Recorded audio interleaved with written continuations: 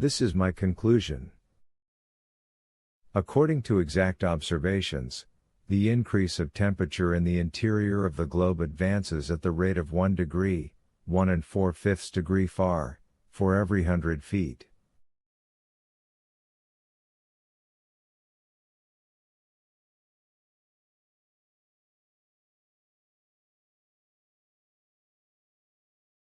But certain local conditions may modify this rate. Thus at Yakutsk in Siberia the increase of a degree is ascertained to be reached every 36 feet.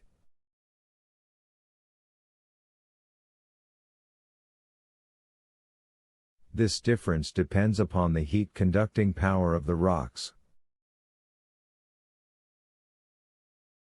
Moreover, in the neighborhood of an extinct volcano, through gneiss, it has been observed that the increase of a degree is only attained at every 125 feet.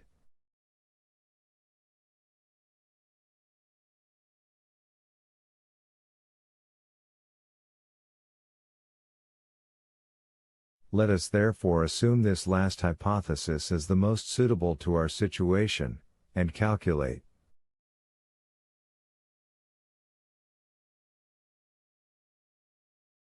Well, do calculate, my boy. Nothing is easier, said I, putting down figures in my notebook. 9 times 125 feet gives a depth of 1125 feet.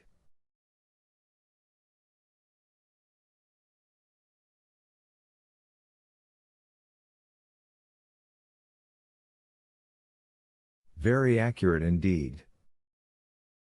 Well, by my observation we are at 10,000 feet below the level of the sea.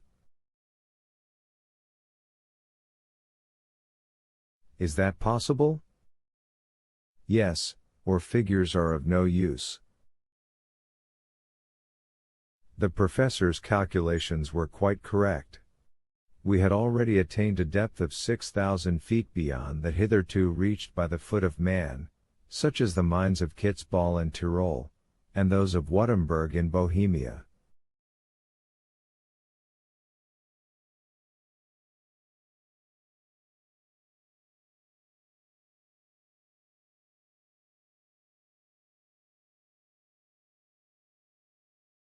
The temperature, which ought to have been 81 degrees, 178 degrees far, was scarcely 15 degrees, 59 degrees far.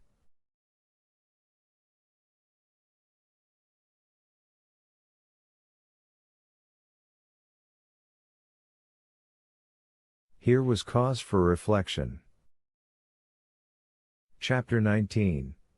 Geological Studies in situ.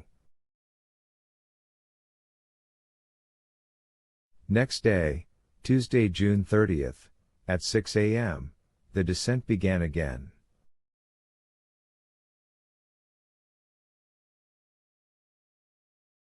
We were still following the gallery of lava, a real natural staircase, and as gently sloping as those inclined planes which in some old houses are still found instead of flights of steps.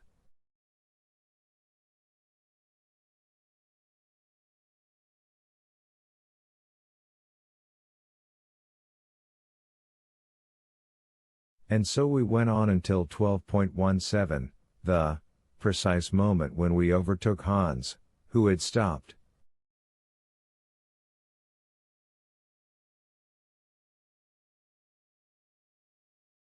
Ah! Here we are, exclaimed my uncle, at the very end of the chimney.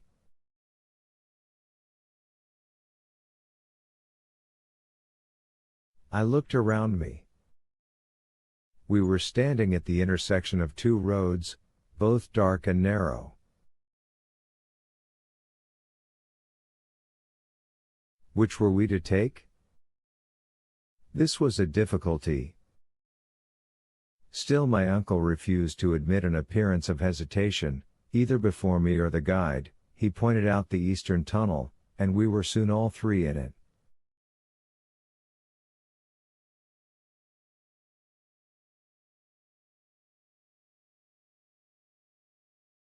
Besides, there would have been interminable hesitation before this choice of roads, for since there was no indication whatever to guide our choice, we were obliged to trust to chance.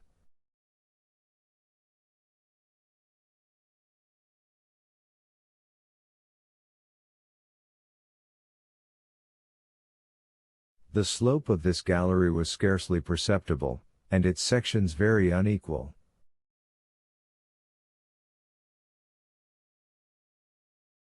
Sometimes we passed a series of arches succeeding each other like the majestic arcades of a Gothic cathedral.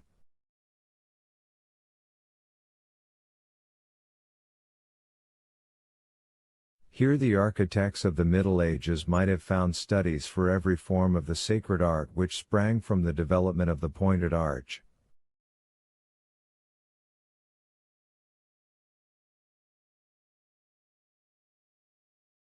A mile farther we had to bow our heads under corniced elliptic arches in the Romanesque style, and massive pillars standing out from the wall bent under the spring of the vault that rested heavily upon them.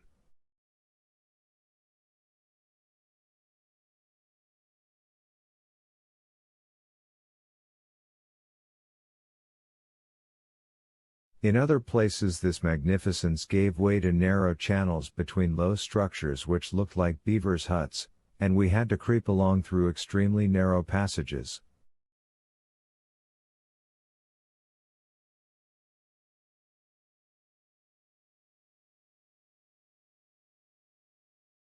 The heat was perfectly bearable. Involuntarily I began to think of its heat when the lava thrown out by Snaefell was boiling and working through this now silent road.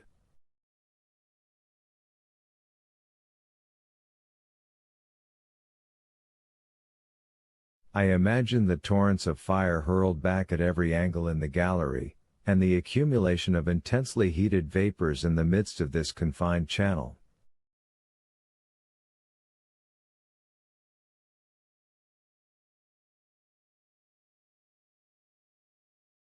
I only hope, thought I, that this so-called extinct volcano won't take a fancy in his old age to begin his sports again.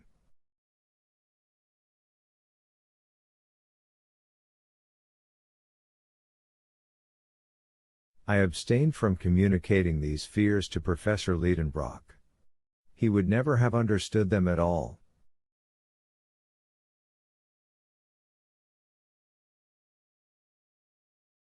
He had but one idea: forward. He walked, he slid, he scrambled, he tumbled, with a persistency which one could not but admire.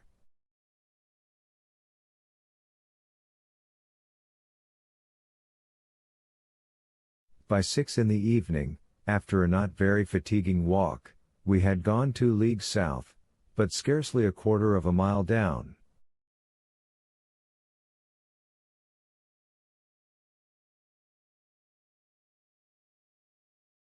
My uncle said it was time to go to sleep.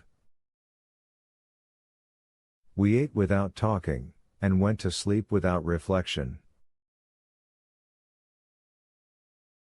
Our arrangements for the night were very simple: a railway rug each, into which we rolled ourselves, was our sole covering.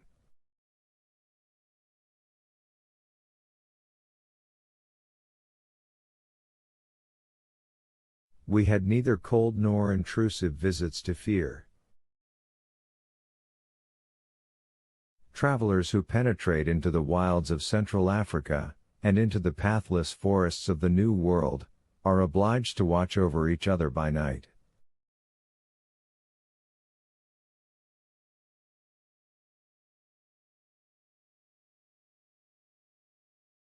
But we enjoyed absolute safety and utter seclusion. No savages or wild beasts infested these silent depths.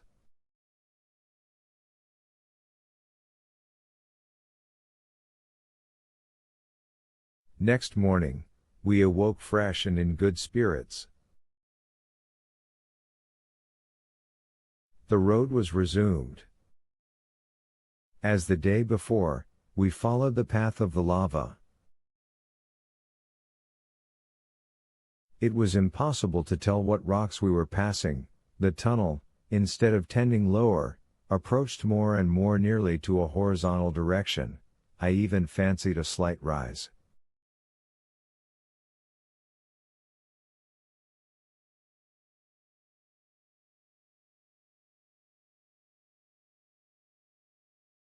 But about 10 this upward tendency became so evident, and therefore so fatiguing, that I was obliged to slacken my pace.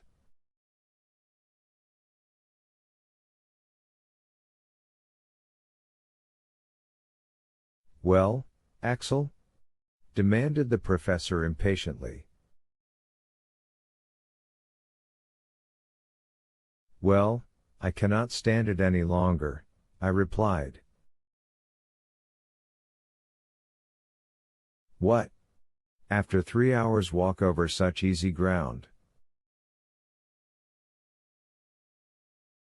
It may be easy, but it is tiring all the same. What, when we have nothing to do but keep going down? Going up, if you please. Going up, said my uncle, with a shrug. No doubt, for the last half hour the inclines have gone the other way, and at this rate we shall soon arrive upon the level soil of Iceland.